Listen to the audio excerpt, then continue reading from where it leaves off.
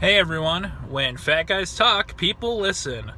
I'm trying that out as sort of a new intro for the Fat Guy Talk series, so I don't know if it's gonna stick or not. But anyway, welcome to another installment of Fat Guy Talks. The last episode was kind of a heavy one, so I want to talk about something a little more lighthearted. This past Friday, a movie came out, not the theaters obviously since they're all closed up right now, but I believe it was like straight to Amazon, maybe a few other sites, I'm not really sure. That movie was Scoob, which you may or may not have heard of. It's basically the first ever theatrical animated Scooby-Doo movie, and those who know me personally probably know that I am a huge fan of Scooby-Doo. So I got the shirt there. Zoinks indeed. It's so hard to even explain. It's just been a part of my life for as long as I can remember.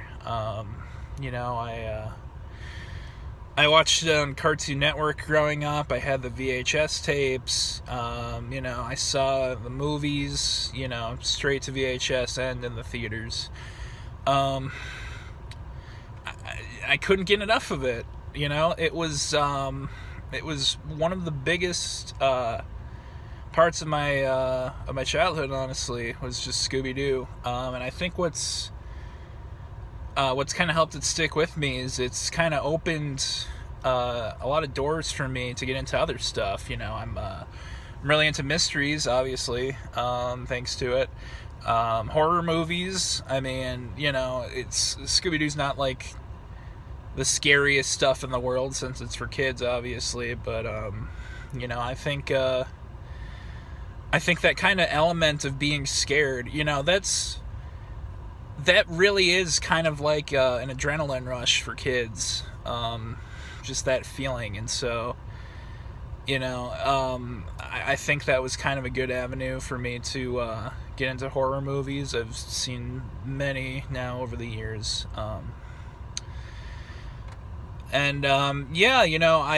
was really into it as a kid, kind of held on to it probably longer than I should have. Once I hit puberty, I kind of let it go for a bit. I was just so busy with like everything in high school that I didn't really, I didn't keep up with it.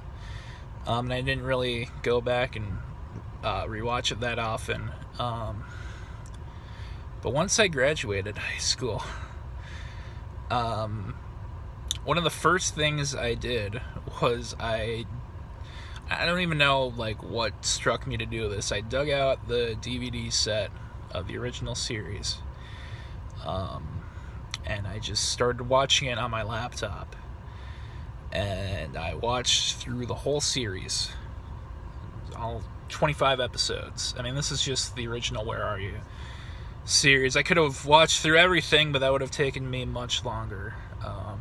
I could probably be here today even. But yeah, I rewatched it for the first time in years, and then I watched it again and again and again, and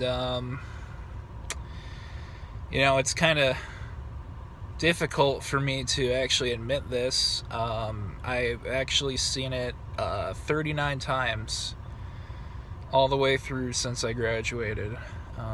And I think number 40 might actually start soon.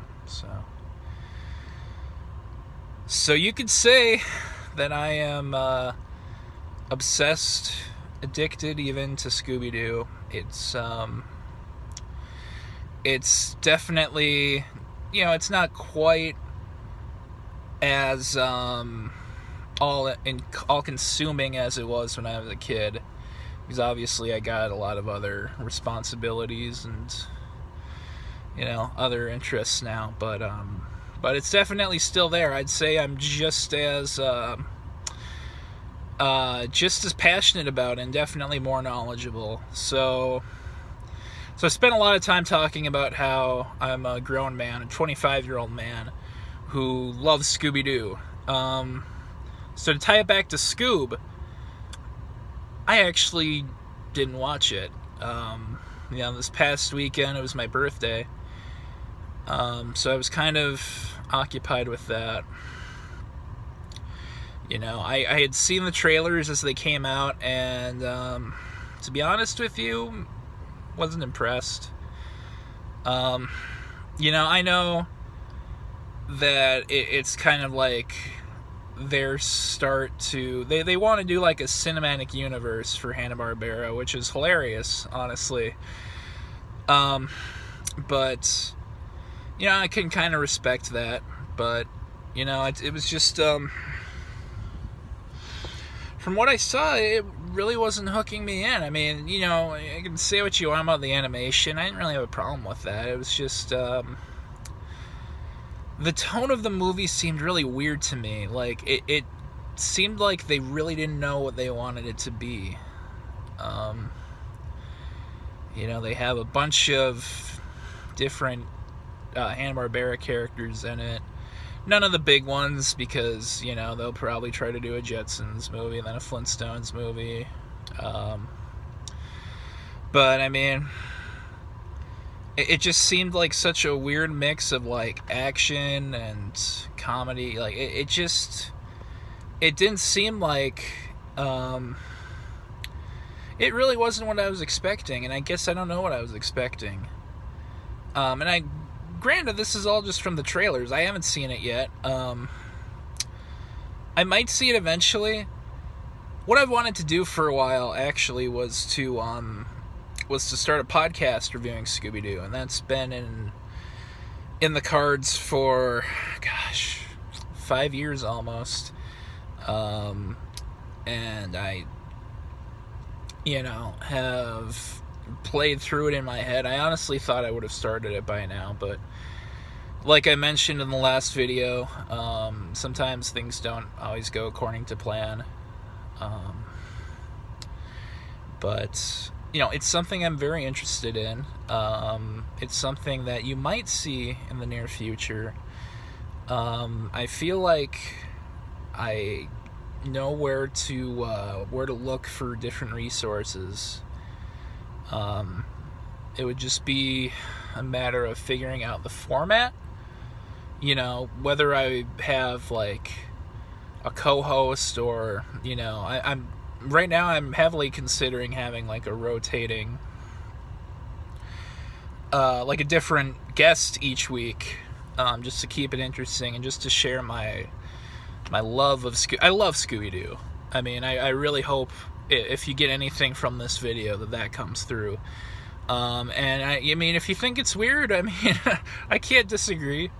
But I just wanted to make this video as sort of, I would have reviewed Scoob. I really would have if I had seen it, but I haven't seen it, and I don't know when I will. So I thought I would make this video in its place. So